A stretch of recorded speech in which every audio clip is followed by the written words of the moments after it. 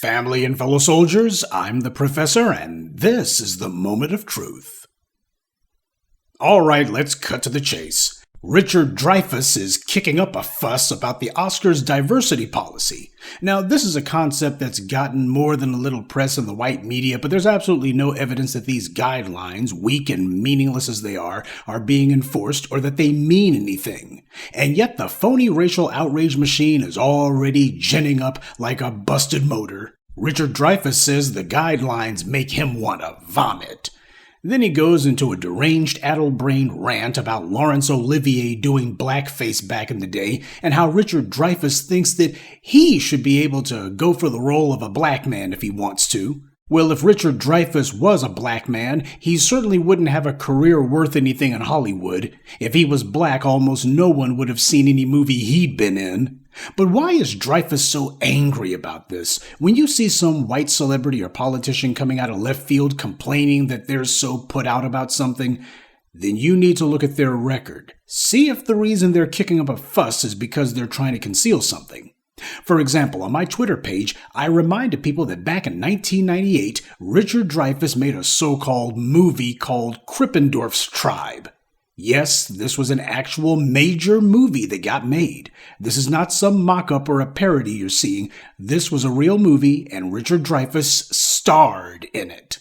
I actually tried to watch it 15 or so years ago, but even I wasn't prepared for how egregiously racist this reeking pile of celluloid was.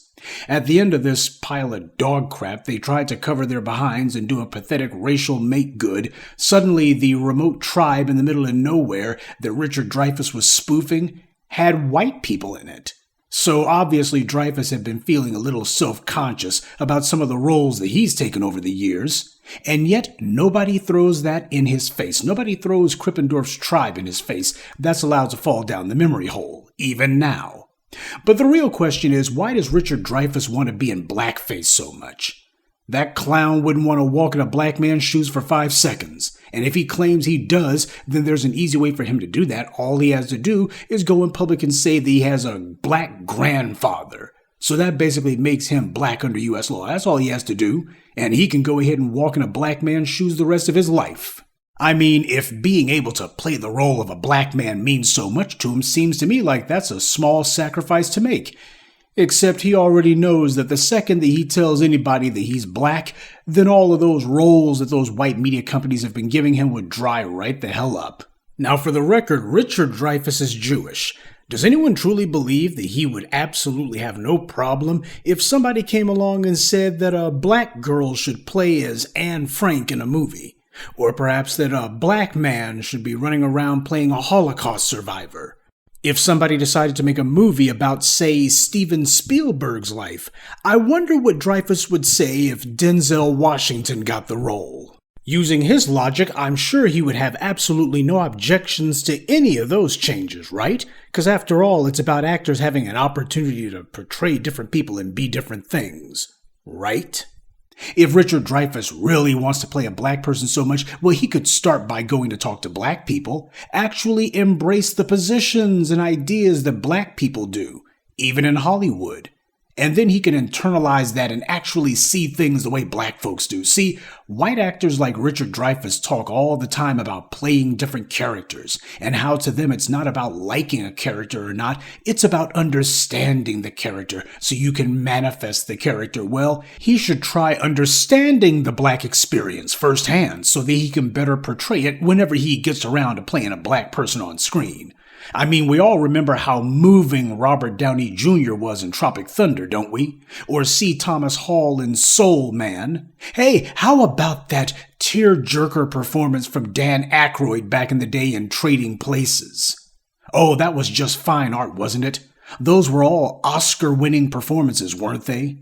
Now, if we lived under a system of justice, then Richard Dreyfuss would never have opened his ignorant mouth to spout this garbage, but under white supremacy we live in a bubble, and reality is never allowed to intrude, so some people can say whatever gibberish they want and never get called out for it, at least not by the white media. They don't have to pay a price for their stupidity.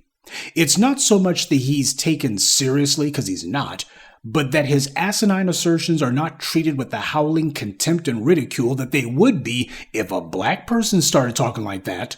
If anything, Richard Dreyfuss should stop whining and thank his lucky stars that he gets treated the way that he does, which would not happen if he was black. For example, back in 2017, after the Weinstein scandal broke, Richard Dreyfuss was accused of sexual harassment and exposing his genitals to a woman back in the 1980s. Now, they turned Bill Cosby's life upside down over old claims that were demonstrably false. The white media calling people victims when it was obvious these women were claiming that Bill Cosby was at places he couldn't possibly have been at.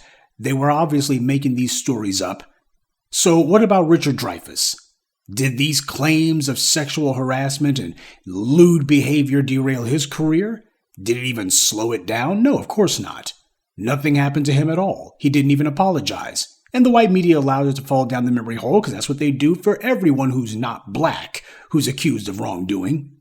Dreyfuss didn't get the treatment that Nate Parker got for something Nate Parker didn't even do. But like a lot of these white supremacist males, Tricky Dick Dreyfuss is feeling sorry for himself. Well, given his filmography, he certainly has a lot to feel sorry about. And it would be one thing if Richard Dreyfuss was the only idiot out here trying to claim some sort of phony racial oppression, but unfortunately that talking point has been metastasizing for over 150 years. And today it's grown to asinine proportions. For example, NPR reported that a majority of white people say that they've been discriminated against because of their race. By who, you ask? The white men who own the majority of America's businesses, the white men who are the majority of political office holders, the white men who are the owners and administrators of the media, perhaps? Who is discriminating against this 55% or so of white people who say that their race is being held against them? When you're 65% of the population, but you control over 90% of the wealth, it looks more than a little weird to say that that's the group being discriminated against. And even the people who say it don't actually believe it, because when they were asked to say where it was that they had been personally discriminated against, only 19% could say applying for a job. Only 13% could say job promotions. And only 11% could say college admissions. Now, if these claims are true and all of these white people are being discriminated against for jobs and promotions and college admissions and such simply because they're white, then why is the white unemployment rate only a fraction of the black unemployment rate? Why is it that white people are still the majority of America's collegiate body and not black people? And why is it that white people are still the majority of middle managers and senior executives in America? You have 55% of white people saying their race makes them targets of discrimination, but when you ask them where and when in their lives they've been discriminated against, they suddenly start saying, well, not so much. And I mention this because Richard Dreyfuss isn't the only one who's claiming that being white is somehow a disadvantage for him. Is this a legitimate complaint, or is it racial anxiety of some sort? Seriously, where's this stuff coming from? Because if it's true, then why is it that white high school dropouts are as likely to land jobs as black college students? In America, if you're black and you went to college, your chances of getting a job are no better than a white applicant who never went to college at all. In fact, a white applicant who never graduated from high school. So the question is, how many jobs are being occupied by white applicants that a black applicant was more qualified for? Who are the majority of employers in the United States? I guess there's no connection there. Back in 2005, Princeton University conducted a study of 1,500 employers in New York City. Only a handful of white media publications covered this story. Princeton found that black applicants with no criminal record got about the same response to their job applications as white applicants who had criminal records. So in New York City, a white applicant who's coming out of Rikers Island has about the same chance of getting a job as a law-abiding black citizen. But white people are the ones being told that they're being discriminated against. And let's not get started on the criminal justice system. There's reams and reams and reams of evidence from every city in the U.S. that white people use drugs at a far higher rate than black people, but black people are the ones who get arrested for it. And it's not because the police don't know, it's because the police refuse to make arrests based on race. And this is why the so-called crime stat game is a fraud. We actually don't know what the white crime rate is because the police consistently refuse to arrest, prosecutors refuse to charge, and if they do, they're much more likely to offer a sweetheart plea deal that allows them to get off scot-free and have their records clear. And black people do not commit crimes at the rate of the number that the FBI's crime stats claim. The best proof of our innocence is that we are the vast majority of prisoners who are exonerated. The stats aren't even close.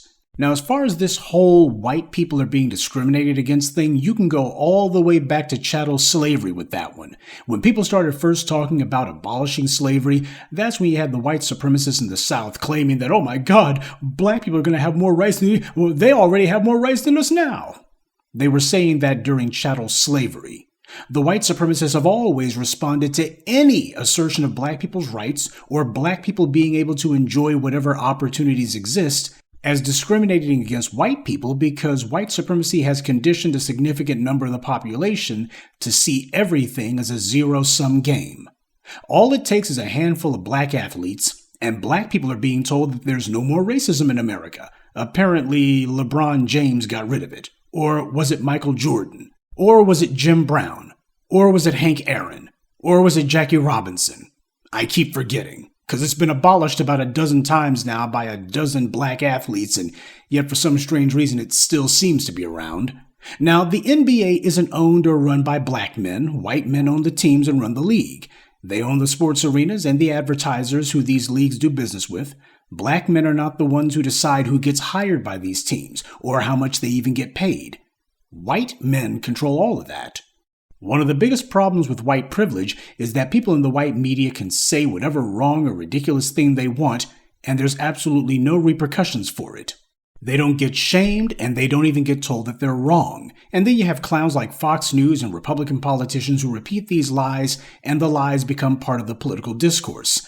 This is why these so-called think tanks like the Manhattan Institute hire professional propagandists like Heather McDonald and Charles Murray. This is their job, to make fiction out of fact and sprinkle some academic-sounding jargon on top of it in the hopes that people will think that it's objective and scholarly, when in reality it's mouth-frothing racist rhetoric.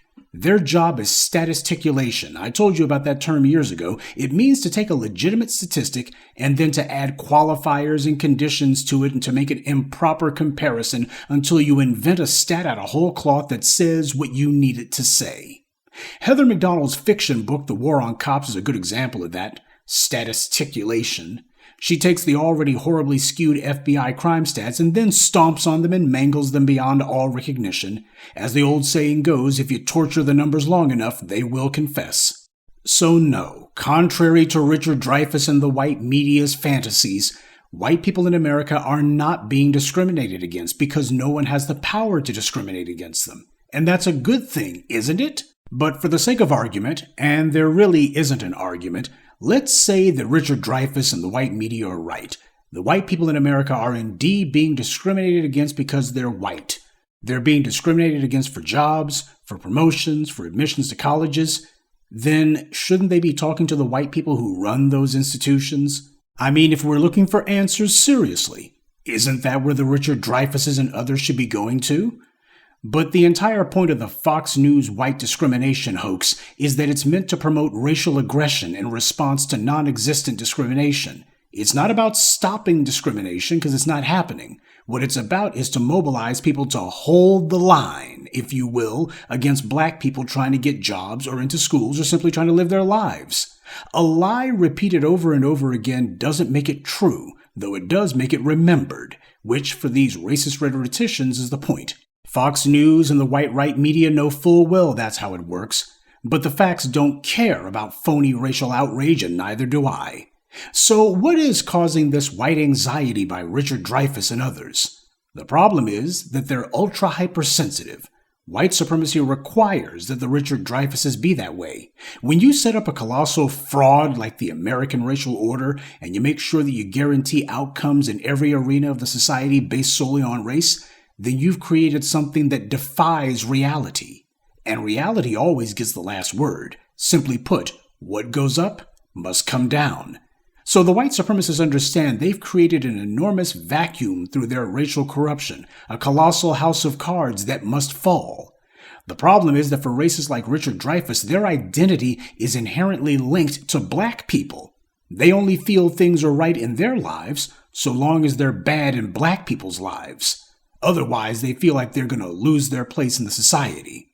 It's a lie that we see so many anti-black racists cling to when black people get something it's because a white person had it taken away from them. It's not true, and the people saying know that it's more or less a lie, but the white supremacists need to hold on to that lie because otherwise it means they have to contemplate that they're not in control. And if they're not in control, how can they guarantee that they get their goodies, giveaways, and other grab bags that white supremacy hands out? These things are a given, or as Abraham Lincoln put it, assigned to those classified as white based on race. Guaranteed prosperity and opportunity is only possible if there's someone actively working to give it to a select group or person, and working to make sure that it stays that way. White supremacy is about choosing winners and losers, and it's been made clear for hundreds of years that black people are the designated losers in the society. So anything that shows black people actually able to affect the environment that we live in, that's going to be seen by the Richard Dreyfusses as a threat. It means that there's a chance that things won't be guaranteed for him because he's dependent on white power to hand him every crumb of his daily bread. And he's not alone. The outrage may be phony, but the insecurity that motivates it is quite real. White power's beneficiaries require that the system reassure them every day that nothing has changed and nothing will change. White power is no good if it can only hand them goodies today but not tomorrow. So these white supremacists demand that white power spoon-feed them a living forever. If Hollywood were to ever fire or lay off those non-white actors or writers or whomever that Richard Dreyfuss is so worried about, that wouldn't create any new work for him. Two-bit bigots like Richard Dreyfuss will never understand just because Hollywood gets rid of a Shonda Rhimes or doesn't have any more black stormtroopers, that doesn't mean that they'll suddenly decide to start hiring overrated chumps like Dreyfuss or any of these racists who complain about diversity, but the racists don't care about that. For them, it's not about them gaining anything, it's about them not feeling so bad about losing. Richard Dreyfuss doesn't care if he doesn't get an Oscar or if he never works again. What he cares about is not feeling as if he's falling behind black people. Nothing black people have done has made these white supremacists any poorer, nor are they in danger of becoming poor, but the fact that black people are merely able to make demands makes them feel poor. Because as far as they're concerned, that's not supposed to happen. That's supposed to be impossible in America. That's against the status quo, a status quo that benefits people like Richard Dreyfuss. Black people are supposed to be out of sight, out of mind, and if they're not, then that's a threat. Richard Dreyfuss isn't being discriminated against at all, and he's not being disadvantaged at all. If his only gripe is that he can't play Othello, then he doesn't have anything to gripe about, and yet that's exactly what he's doing, because no one in the white media will call him a snowflake for bawling like a baby that he can't run around in blackface. And this guy is lifelong friends with Steven Spielberg, I should add. Richard Dreyfuss hasn't been relevant since forever, and if he thinks he's going to get an Oscar at his age, and given the roles that he's had the last 15 years or so, then he doesn't need an acting coach, he needs a shrink. Imagine being so pampered, so mollycoddled, so insulated from any and all competition or from anything that displeases you at all, that the only thing you can find to whine about is that you get criticized if you run around in blackface. Oh, boo-hoo. If that's not oppression, I don't know what is. Imagine if you're so low down and degenerate in your mentality that you actually think that is what oppression is. How do you reason with people who are so divorced from reality? Answer: you don't. The end. Good day, and be one. I'd like to take a moment to mention some of our contributors. AH, Transatlantic Slave Descendant Network, Tanya Montagut, Olivia Jones, and Barracuda Tech. Salute to them and thank you to everyone for listening, liking, and sharing this message. Black empowerment only exists because of you.